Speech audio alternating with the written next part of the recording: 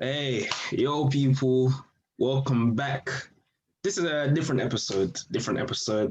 A European special, as I like to call it. Uh, Obviously, the Europa League draw, or the Loser Cup, as we like to call it, was made. And then the big boy competition, the Champions League, the quarterfinals were made as well. But before we go on to that, we got a special guest on.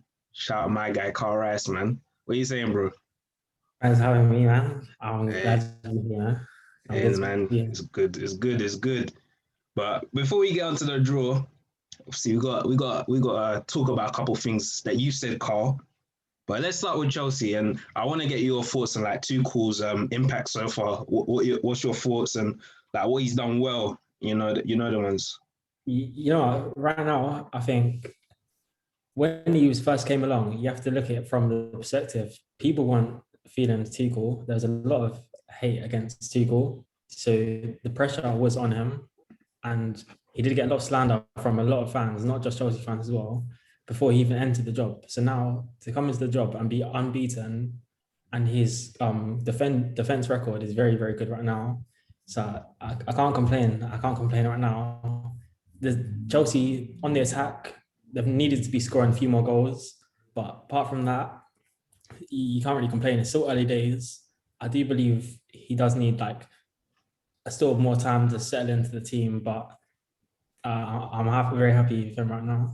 Mm. What was your thoughts about the performance against Atletico? Like, what really stood out most to you from that performance? If I'm honest, the performance in the Fesco, I was confused. The Fesco setup was completely wrong. The setup was completely wrong. The press, it wasn't actually a great press from them. They didn't do too much. So I was surprised why they came out like that. But same way from Chelsea, I do have to admit, N'Golo Kante, a good game from him. A good game from him. Don't worry, we'll get onto him. We'll get Yeah, onto him. Yeah, but yeah. yeah, Tuchel got things right. They didn't concede in the over two legs. So I'm happy. Mm, you mentioned a certain name. Apparently, you've been slandering him. You know the ones. Yeah. I want you to clear Nah. that up, please, please. So taking it back to Lampard at the start of the season, N'Golo Kante under Lampard, he was not good. He was not good. I'll be honest, he's not good. So Lampard believed you could have a midfield, everyone's flying up and attacking, and you just keep Kante in defensive midfield and expect him to cover our whole defense. It doesn't work. It does not work. For me, Ori's mentioned this before. Kante is not actually a defensive midfielder, CDM. He's actually a central midfielder who should be in a pivot. So where Tuchel went right is where he has Kovacic and Kante next to each other. It can work. But for me, Kante, he can't handle the press. He's been exposed many times before. This guy can't handle a press. His ball play is not on the level of Jorginho's. So that's why my agenda came in. I didn't believe he was good enough, but now Tuchel, he's getting the best out of him. I have to admit. We'll move on. I don't want to talk about it. I don't want to talk about it, man. I don't want to talk about that. What's your thoughts? What's your thoughts on Kante? He's a world-class player. I don't need to say anything more or less. That's it. That's it. Simple. But you still think, based on his performances in the last year or two, that he's still world class? Would you say that? I Definitely. think because of the injuries, obviously injuries were playing a part. And in all fairness, when he did play under Lampard, he was very suspect at times. I won't deny that. But because the facts of Kante, it was just that he didn't really play a lot in between those 2 seasons. He was getting injured so much in it, so the sample size wasn't. It wasn't like he was playing the whole season and you're like, nah. It was sort of like he was playing poorly. He gets injured for like 5-6 games, comes back. So you saw that idea of that he wasn't having a consistent run of games in it. So that also played a factor as well. But in my opinion, he's still a world class player. And there's nothing I need to say about him, really, in my opinion. Any thoughts on that? Because I don't know. I don't think you can dispute think that. he's still playing to the same level though that he was before, like 2018 times, or do you not think he's declined a little bit, at least a little? No, he might have declined a little bit, of course, man, but he's still world class. Because I think Kante's still an elite player, but I don't think he's still world class. Just because he's declined a little bit, and over the past 2 years he hasn't been as consistent. So I don't think you can still say that he's still playing at that level right now. Like I think he's definitely capable. Like there's no question about that, but I don't think he's there now. Nah, I think he's still there, man. But Yeah, let's see the end of the season. I'd have to say he's still there. He's still world class because if you look at it under you could say it's Lampard where like, you know, he didn't really play well under Lampard, but you know, I mean the World Cup, I mean that was 2018, so it's kind of long ago. But when he plays for France, I mean, you know, he's still always up to standard and stuff like that. So I guess you can't really say like he's no longer world class. I mean, the Euros that are coming up, we're going to see Pogba and Kante again. And, you know, when they start playing well, people will be surprised, but there'll be no need to be surprised because, you know, they're both world-class players. So it's just something that like, you can't lose your ability per se. It just doesn't go away, you know. So I feel like Kante is still at that very top level. And, you know, under two, cool, next season, you know, in the league, I guess we'll get to see more of him playing better and stuff like that. But, you know, yeah, you definitely still have to call him world class. I feel it's too premature to just say he's no longer world class after like, you know, what he's done and, you know, how good he can still play. Like we saw him against Atletico as well. That's obviously a world class player. So yeah. I don't even think it's premature if people say he's not world class because it has been over 2 seasons now. But my only issues with the thing is where people were saying, he doesn't have technical ability. When he played under Sarri, he became a much better footballer, and you could see that he's got a good ball carrying ability. He's decent on the ball. Like no one's gonna say, Kante is a technician. We know he's not technically the greatest ever footballer we've ever seen, but he is technically a good footballer. And he's intelligent as well. Because people like to make it seem as if he's a road runner. Like he's just stupid. He just runs around like a monkey, bruv. Yeah. Not trying to be racist, but you know what I'm saying? There's a lot of intelligence. There's a lot of intelligence with his play. And he has become a better overall footballer. And I do disagree when people try and make it seem as if he's just a basic footballer, you know.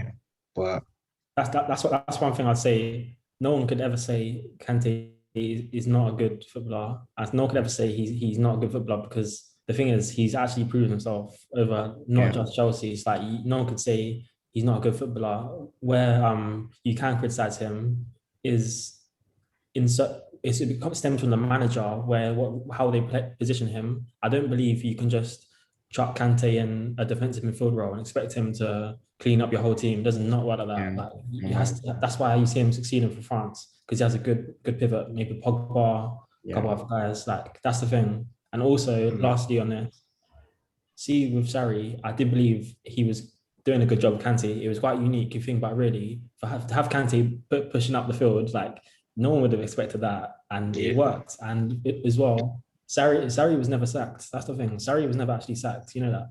He left the club on his own path to go to Juventus. He jumped before he was pushed. Yeah, I think the club would have kept him still. Yeah, he was well on the way. The fan pressure was that was one of the worst I've seen from Chelsea in recent years. I didn't understand that one. I didn't understand the hate for Sarri. To be honest, but there was a lot of fans that hated Sarri there. A lot of fans. Definitely. Let's actually look at the draws now and gather our thoughts on it. 1 second. Let me just pull it up.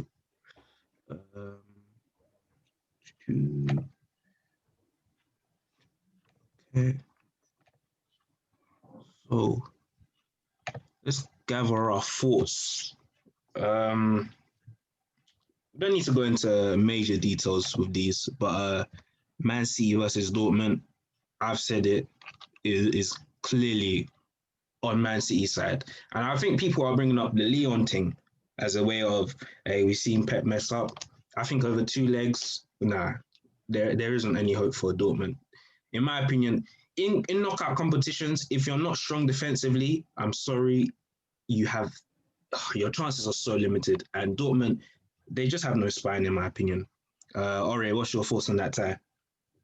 I think it should be an easy win for City, but you know, that being said, they've bottled a couple quarterfinals now, so it could be a psychological thing as well. But I don't think it would be the same case this year. Dortmund are just awful defensively, like you said, and City are good defensively, so it'll be harder for Dortmund to score, and it'll be easier for them to concede. So it's just kind of like a thing where, imagine where City go away and they score many goals and stuff like that. It's just, I don't see any hope for Dortmund really. Their best chances obviously will be from Haaland and Sancho, trying to get those goals, but that would be quite hard for them because City have a good defense. So yeah, I see them going through comfortably to the semi-finals.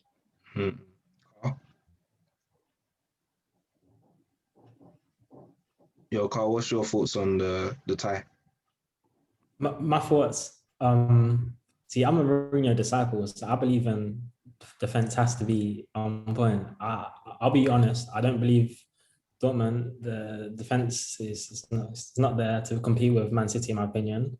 I don't really believe in teams that pure attacks. It's similar to I'm not comparing Dortmund to Leeds, but you see how Leeds is set up, how their attacks completely OP, but defense just gets washed. You're not actually going to win anything like that. But same way, I do have to respect Dortmund because their players, they're not world-class players, but they are still performing at a very high level, to be fair. So yeah, but overall, Man City, easy win, in my opinion. Yeah, Dan, what about you? What's your thoughts on the tie? I think we all kind of said that like Dortmund don't really, like we don't really give Dortmund a chance to go through because, as said, their defense is too poor, and City have just looked very, very good this year. But I don't know, like with Haaland and Sancho, they might show something, but I don't think they'll have enough to go through. I think they're going out, and it's not going to be that competitive. Denzel, what about you? Yeah, I think everyone knows how I feel about Borussia Dortmund. I do not rate them at all, and I think it's going to be an easy win for Man City. I feel like if Pep just sticks to what he knows best and doesn't try and tinker anything like he did last year, then Man City should be really cruising through this because of, like everyone said, Dortmund don't really have a good defense, and they can't just rely on Haaland and Sancho to get them the win against Man City because this is a well-disciplined, high-pressing, very organized Man City side. So you can't just do Haaland and vibes. Like, it's not going to work out for them. So I'll obviously go with Man City. I think it's going to be an easy win. Moving on to the next one. Chelsea, up the Chelsea. Chelsea are favourites, but Porto are the opposite of Dortmund. They're defensively very strong in it, but I think Chelsea are still favourites. But you got to be wary of Porto because the ones, if they nick a goal, they're very capable of shutting out the defence. Because you look at Juventus's goals, they were coming from like crosses, so it wasn't like they were playing through them. They had to just keep spamming crosses. So Chelsea are favourites definitely, but you got to be wary of Porto. What about you, Den? What's your thoughts on that? I think you're trying to be humble, man. Let's be real. Chelsea are going through quite comfortably. Like Porto, they can defend, but I don't know about them. I'm not too confident on them, man. Chelsea have looked good. They're undefeated under Tuchel, so I think this is going to be a comfortable tie for Chelsea. Ore? Yeah, pretty much what Dan said. It should be a straightforward win for Chelsea.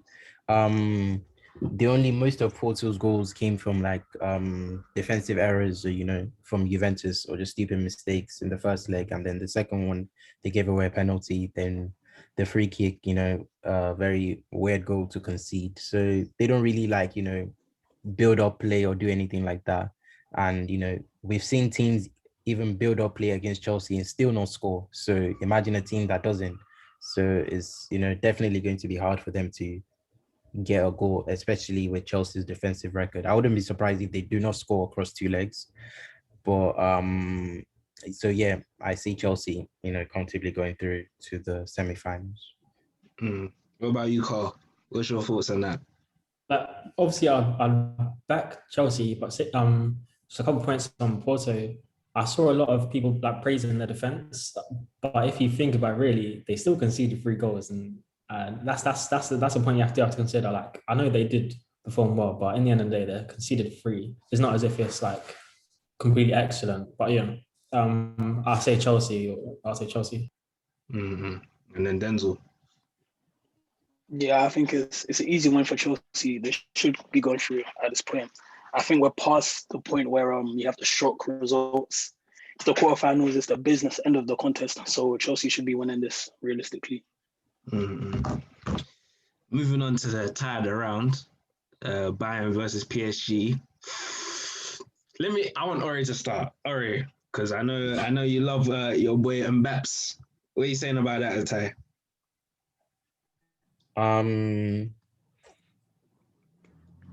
So to be honest, I think it would be a close tie, to be honest, but probably an unpopular opinion, but I do see PSG getting through.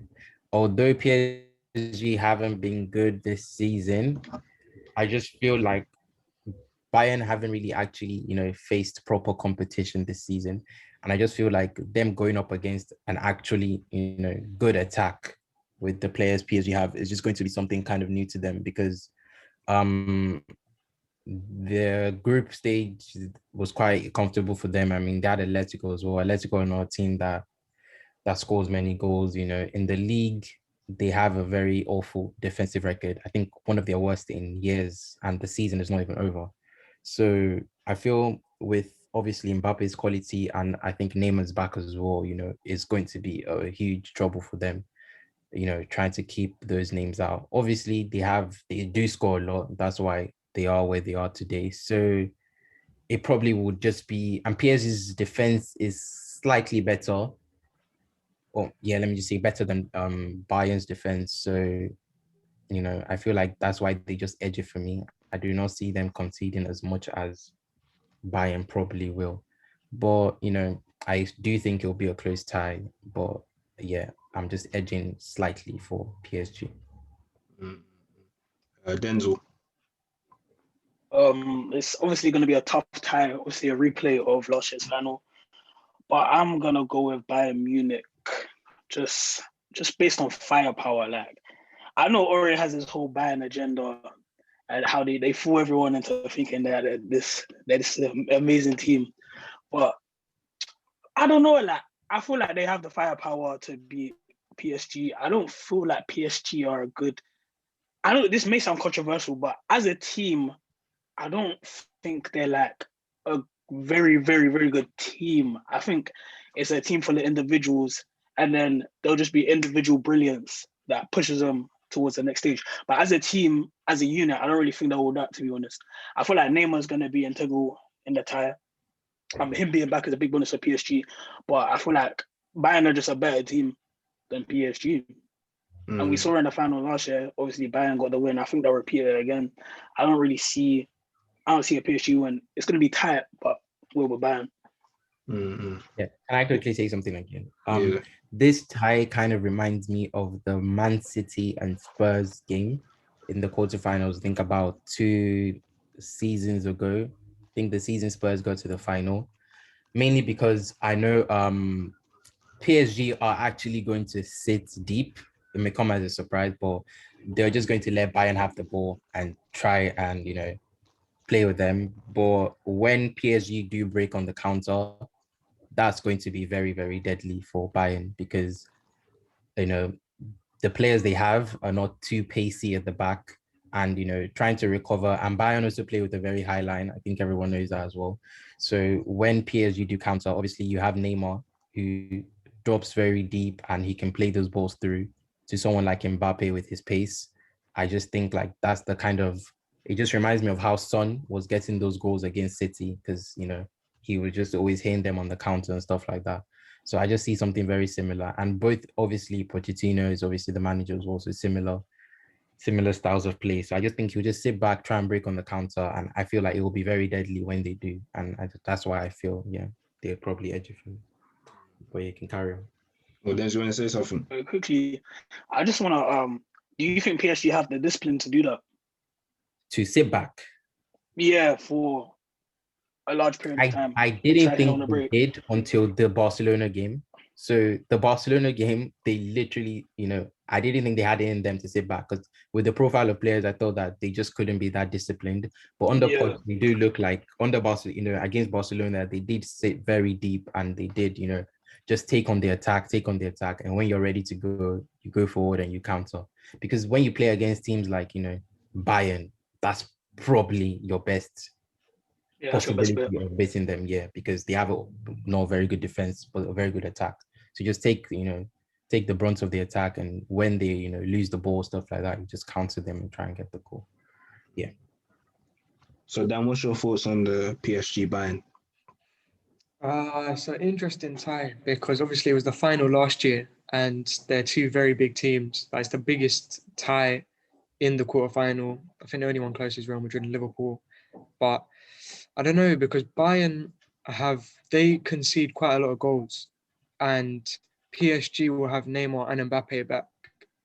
And I think most of the times that PSG have been knocked out in previous years, either one of them have been injured. So like they've been weakened and they've lost as a result of that.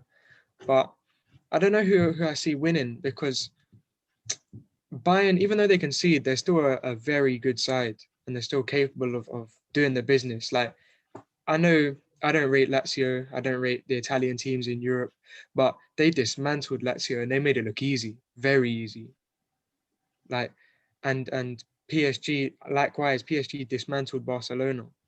So this one's a very interesting tie. I don't know who I see winning, but I think I will go with PSG just because they have Neymar and Mbappe back and Verratti as well, I think. So, I'll be interested to see that one.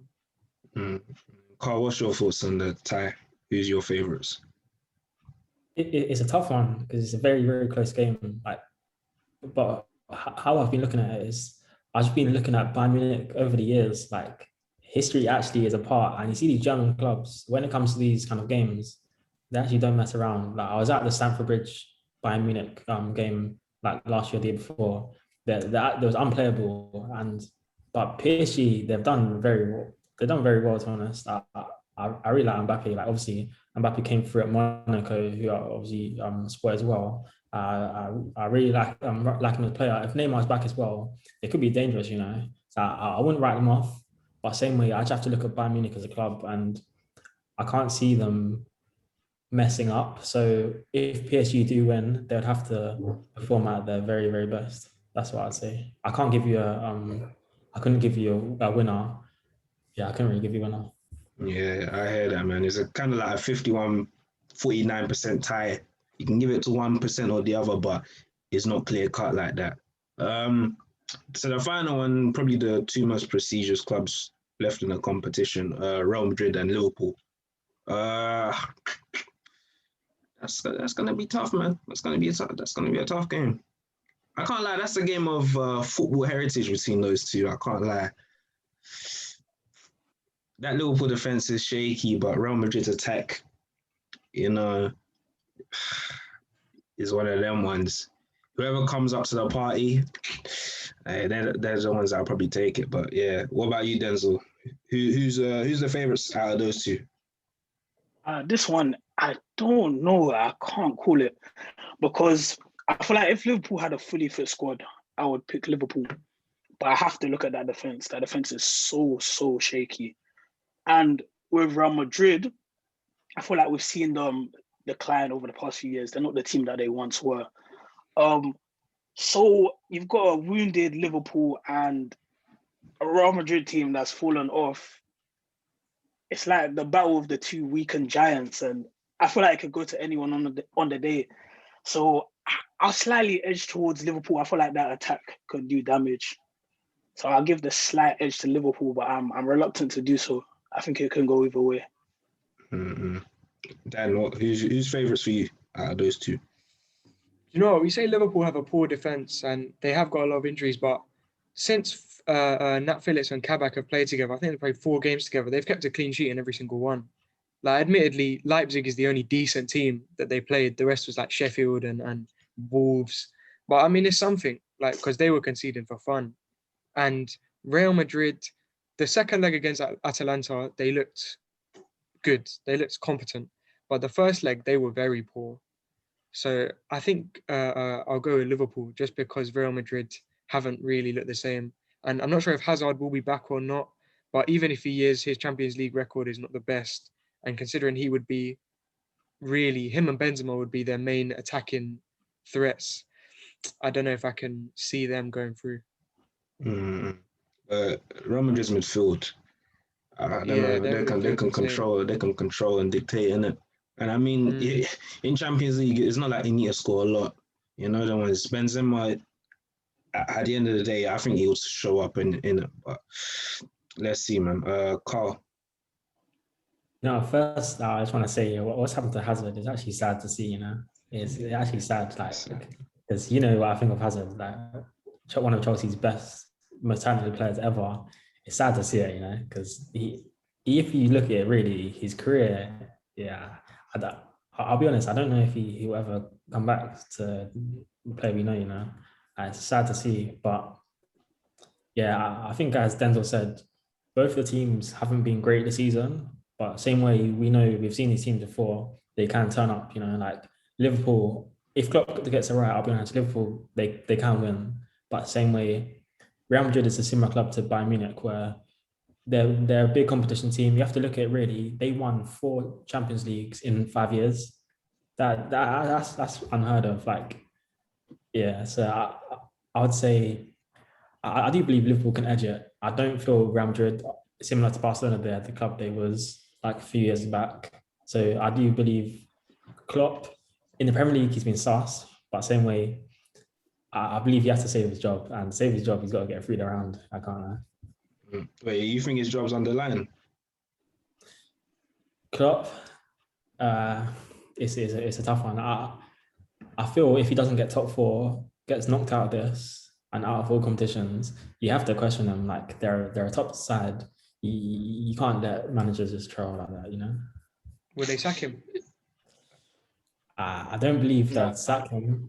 It would probably edge into next season and see how it goes along. It'll be one of the ones where Sam to Lampard, or it just ends into next season and see how he plays there. If he doesn't perform, you have to question him there, I think. I don't know. I feel Liverpool are similar to Atletico with Simeone. Yeah. But we'll see. We'll see with that one. But Ore, what's your thoughts on that one? Yeah, I'd probably go with Liverpool. I actually see Liverpool getting to the final. Yeah, against Real Madrid. There's an over-reliance on the fullbacks that Real Madrid kind of use. When I watch them this season, they kind of use Mendy and Vasquez to kind of push forward when they go in attack, and sometimes they push too forward, and they really get caught out. I think that happened against Atletico with Suarez goal. Mendy pushed forward, and then Atletico get in behind. And if you think about the wingers that Liverpool have, Salah and Mane, they will punish you across 2 legs. You just can't see Salah and Mane not contributing either way. So I just feel Liverpool's attack will just eventually come through. And like Dan said, their defense may not be as bad as, people are trying to make out to be. Yeah, they've lost, Van Dijk. They don't have any of the 3 main centre backs. But I just feel at the end of the day, they could still, possibly do their best to keep Real Madrid out. I don't really think Real Madrid have a very, very, I don't want to say attacking threats because obviously Benzema gets a lot of goals, but I don't know. They just don't have the same firepower in terms of attacking as compared to most teams. They just, so I feel like, Liverpool could handle them. So yeah, I'll just slightly go with Liverpool. I just feel like Salah and Mane they will just eventually come through. And I just think that'll be too much for Real Madrid to handle. I hear that, man. And Zidane, if Zidane wins a 4th CL, something good. It's only had 2 in 30 years, but we move, innit? We move. Let's move on to the to the loser competition, innit? The real competition. The Yeah. real competition. Exactly. This Real the real European one. This is the It's a juicy real one. competition, but Yep. you've been in there for 5 years and you haven't won one. So Yeah. I don't know what you're doing, mate. Josh is getting cocky now. Exactly. Very. That's what Also Josh gonna always humble gets. him. Josh always gets cocky when Chelsea start playing well. Exactly. One Watch was Porto quiet come and around humble Christmas him. time. Yeah. But yo, let's pre this. Let's just focus on the two English sides. Now I know Slavia are on their madness right now, but come on, man, Arsenal. Come on, there's none of this. You should be worried. Nah, you should be going through. That's it, man. But yeah, Dan, what's your thoughts on the tie? Obviously, Slavia Prague are not the hardest. They're probably, I say them and Granada were the two easiest teams on paper. Like they're the teams that if you wanted to choose one to get, it was them two. But I will never underestimate Arsenal's ability to embarrass their fans on the big stage. And as we've seen with Tottenham, you can never take a tie for granted, especially when you've got players like I'm not, he's not even a bad player, but players like David Luiz and Dani Ceballos, they're always capable of calamities. And Arsenal as a club is always capable of embarrassment. So we should be going through. Whether we do or not is down to the players and whether they can do the business or not. But it's a very favourable tie anyway. Very favourable tie. Carl, what's your thoughts on Arsenal v Slavia Prague? On Arsenal, three players that stand out to me, I actually like to mention them. Firstly, in general, Odegaard, Smith Rowe, and Tierney. I'm telling you, these players, they've done a very good job. I'll be honest. Tierney, I was watching him the other day. He's very good attacking, attacking fullback. Smith Rowe, I never heard of him. I'll be honest, I've never had him before for this season. And then he came in, he's done a good job. I think this tie is I favour Arsenal, but I can't see Arsenal bottoming this. I know like Tottenham, the whole Tottenham thing happened, but Arsenal, I can say this. I can say this for a fact. Yeah, Arsenal, they won't bottle this. Like they need this Europa League, and I know we call it like Josh. We can obviously joke about like, Europa League. How it's not trash, but this if you look at the teams here, if they win this, that's a big trophy for them. Like, yeah. Mm-hmm. Ori. Yeah, we should be going through. Slavia, I haven't really seen. I watched her, and they are just a very rugged team. They just try and defend that kind of team. But I feel like Leicester and Rangers compared to our attack, it's not really comparable, especially with Leicester's injuries they had against them. So with the players we have in attack, plus the players we have on the bench as well, I just feel like, it should be a tie that should be really comfortable for us. But like Dan said, you never know with Arsenal, but, I'm not really too worried about this one. I do think they should be going through comfortably.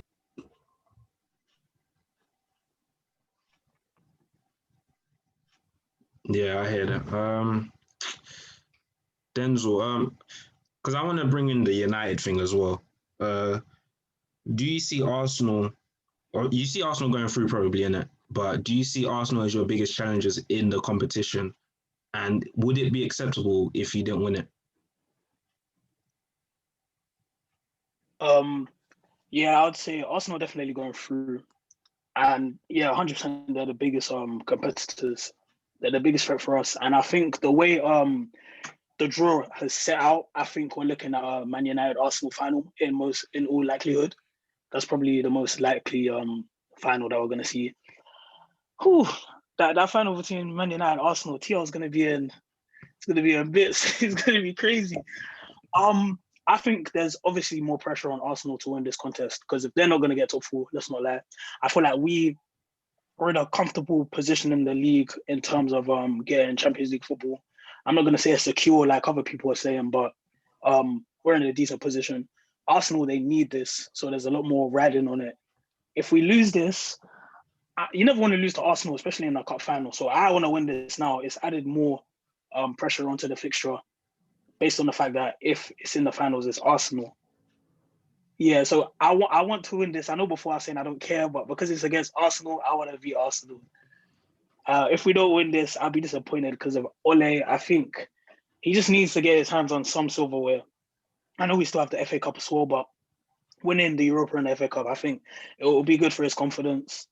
It will give him a little bit of pedigree. Obviously, it doesn't paper over the cracks like certain teams. But yeah, that's all I have to say about it. I can't lie though. I thought all the pressure is going to be on Oli more time because Oli needs a trophy. Oli needs a trophy, man. He needs a trophy. So I feel like the majority of the pressure is going to be on. They need UCL. They need UCL. I feel like if Arsenal don't get Champions League, I know as bad as it sounds, it's understandable.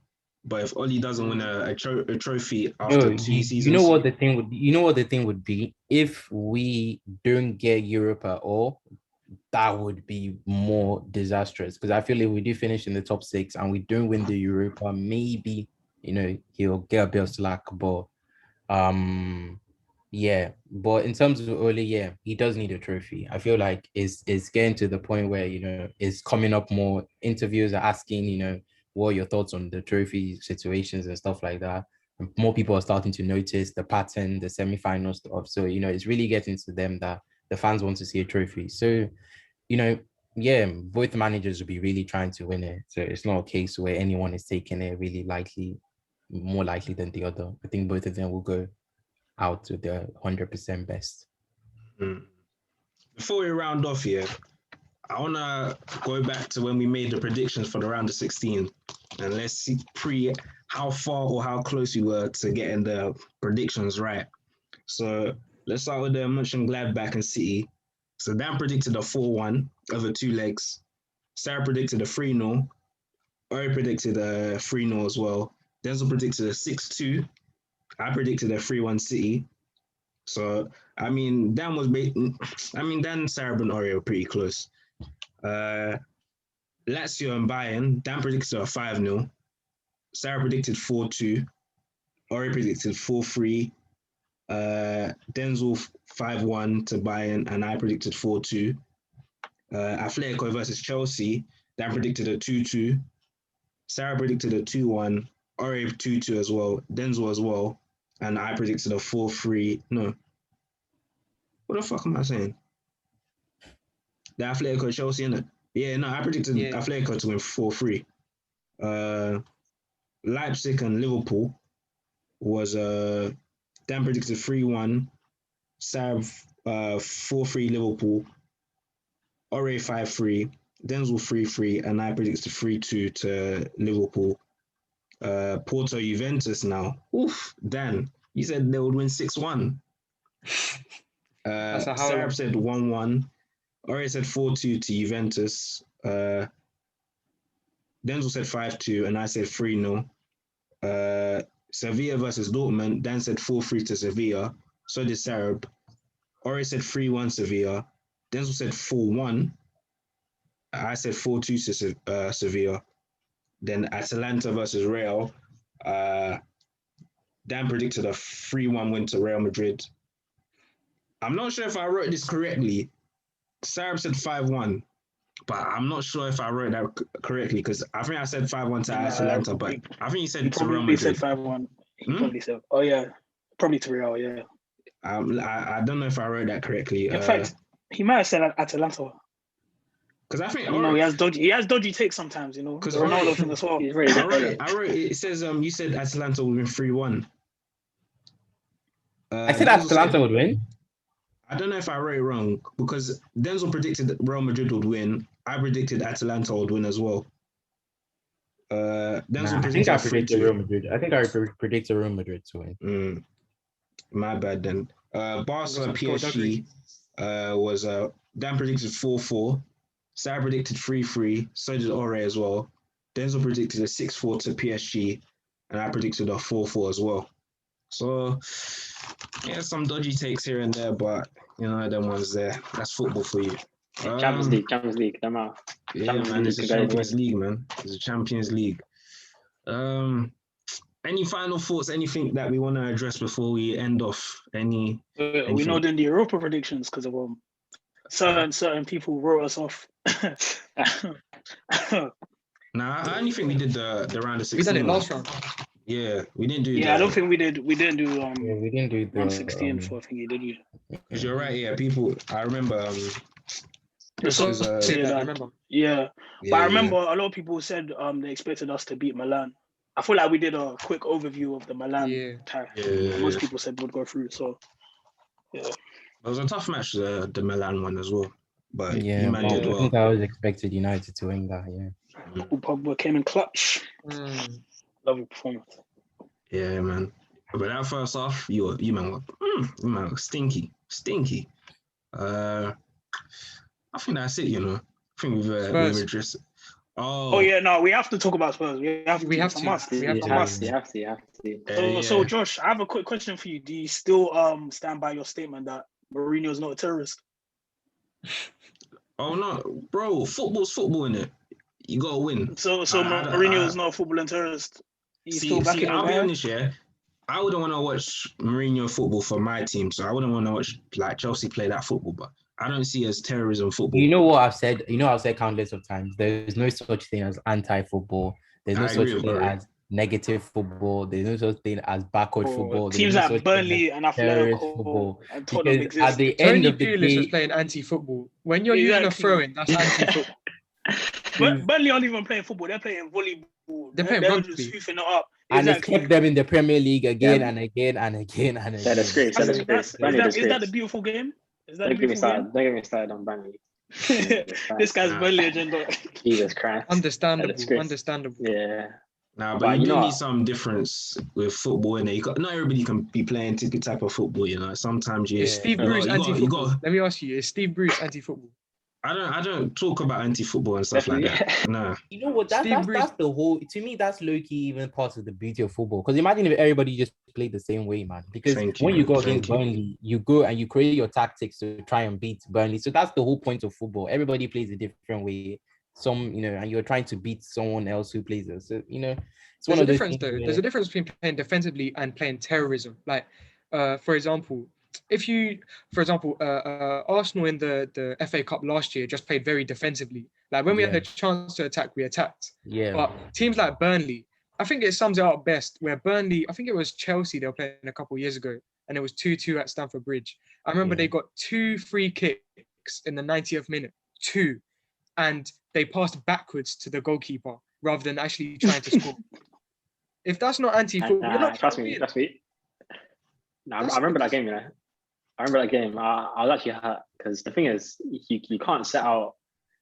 Imagine Burnley, they'll set out for a 0-0 draw. Nothing else. They'll set out for a 0-0 draw. And for me, personally, that's why I think they're disgrace Premier League because you shouldn't set out. Like, what's the point of that? They don't care about winning the league. They don't care about anything. They just want to keep draws or they just want to scrape through every game. Like, what's that? Like, sometimes I feel like we have this. Not like an elitist mentality, but when you're coming from the top and you're looking at what other people are doing, it's almost like, why are you not doing it like us? Like, but what about Bielsa though? Bielsa's got a lot of scrubs in that team. But I mean, that's how Bielsa likes to play. That's my thing. Everybody is entitled to play the way they want to. Yeah, at the end of the day, it's always still just going to be output, man. Like everybody knows Burnley plays like, that type of football, but it doesn't really. Bro, Brighton have played some beautiful football this season, and Burnley are ahead of Brighton. So I don't know. If I was a Burnley, I'd rather give up my team the beautiful play or whatever to get the actual points. Because at the end of the day, that's what just keeps you up and stuff like that, So, yeah. We need to speak about Mourinho and Spurs. We're distracted. We got sidetracked. Yeah, we need to speak about. What do you man want to talk about? What do you man want to talk about? Say. What's your point? Okay, I want to apologize publicly because I said twice or 3 times on the podcast that Spurs were going to win the Europa League. And I was very confident that they were going to win. Yeah, I remember. But they were poor. But Orsic, some of his goals were top quality. Top quality. Yeah, what else? What else do you man want? Because I know you man don't like I Mourinho just as want to well. highlight. I want to highlight something. Yeah. I think most people know this by now, but the manager got arrested for fraud a couple of days before the game, and they still won against Tottenham. Tottenham blew a 2-goal lead against a team from Croatia who don't even have a manager. Their manager's sitting in pen right now, and they lost. This is disgraceful. We cannot skip over this. We can't skip over this. Let me ask for questions to something that we can actually discuss. If Mourinho wins the Carabao Cup, would he basically be a successful appointment? Yeah. Yeah, because they need to win something. They've done nothing. Spurs have just been there basically to fill up the numbers for the past decade. Like winning something, that's what they brought him in for. Literally. Does anyone think they can win the Carabao Cup? Yeah. They've always got a chance. Yeah. Fair enough. If me, I do believe they can still win the Carabao Cup. Like in the end of the day, Mourinho, I know his look was ancient, but he can pull off some stuff. You know, it's Mourinho, and then like he'll do what it has to do. But in terms of Tottenham, I do feel the fans are arrogant, the team's arrogant. They think they're better than they are. That's why they don't win. Like they need a humbling. Like, and for me, the best thing that could have happened is that they got knocked out of the Europa, and they finally realized they're not actually as good as they think. So now maybe Jose Mourinho will go back, and I like Mourinho. Like Mourinho is one of my favorite ever managers, probably my favorite ever manager. I do believe what he's done in the past is great, but now his football is embarrassing, and it's sad to see. But yeah, Tottenham need a humble, and I'm glad they're knocked out so they can just reassess the whole situation. Should he be sacked if he doesn't win Carabao and finishes 5th? The thing is, in terms of a season, yes, but in terms of who he is, it'll be sad to see him sacked. Like, I don't feel he should be, because of who he is. Like, I do believe he can win trophies for Tottenham going forward, but it is a bad season if he doesn't come top 4 and doesn't win Carabao. Very bad. Yeah. What about you? I don't think they can sack him. I think like when you appoint Mourinho, you go all in. Like you when you appoint Mourinho, you know that you're guaranteeing some short-term success, but in the long run, he's gonna go like at the end of his reign, it's gonna get very bad, very, very bad. Like the dressing room is gonna become toxic, the style of play is gonna be horrible, and a lot of the fan base is gonna become divided. And for Spurs, the fact that they haven't won, well, if they win Carabao Cup, it'll be good for them. But for everyone else, they don't really take it as with too much importance. Like Carabao Cups, it's the least of the trophies. So if they win that, then maybe it might be something for them to be happy about. But with Mourinho, I don't know where they go from here. Like if they sack him, they have to pay him a big compensation. I think I was reading somewhere that it was 34 million that they have to pay him if they sack him, which is massive. They can put him on gardening leave where they just pay him every like week. That's what some clubs do when they with them the money. That's massive though. That's a lot of money. Yeah, it's still a lot. Yeah. For a club building the still paying off their stadium as well. Like, and I don't know what manager they're bringing, because like I was seeing Nagelsmann and Brendan Rodgers rumors, and I don't mean to insult Spurs. I don't like them, but I don't mean to insult them. I don't think that they're a big enough club to get either of their managers. I think they should be. Huh?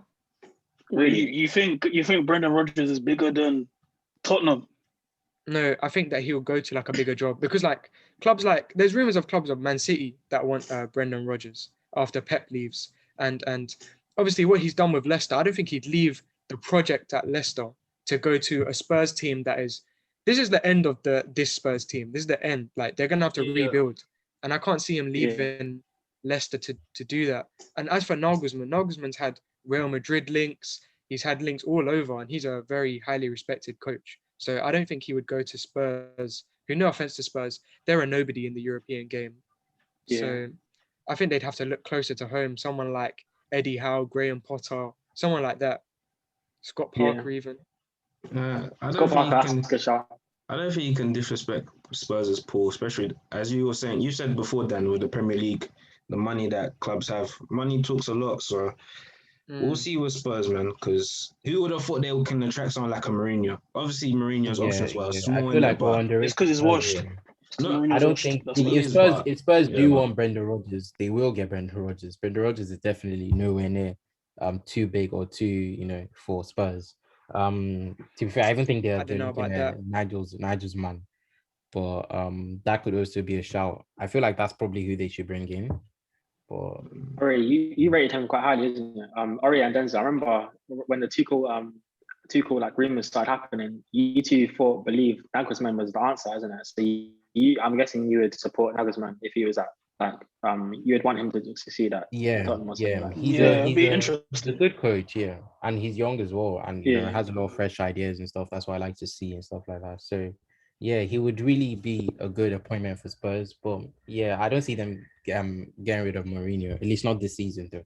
I feel like they would still give him another run for another season. But yeah, guess we'll have to see. yeah, man. For real, we just have to see, man. But that draws the end to another episode, this European special. I appreciate Carl for coming on, man. Big you up, man. It means a lot. It's a pleasure, man. It's Yeah, man. nice speaking to you guys now. I look forward to the fixtures though. There's still a lot of stuff happening in the rest of the season, yeah. It's gonna be Of very course, interesting. Of course, man. Of course. And we'll be here talking our opinions about them as well, man. But you man know what to do. Make sure you like, comment, subscribe, share with your friends as usual. Continue to let the channel grow. You know how it is. But we'll catch you soon for another episode. Stay blessed, my people. Out.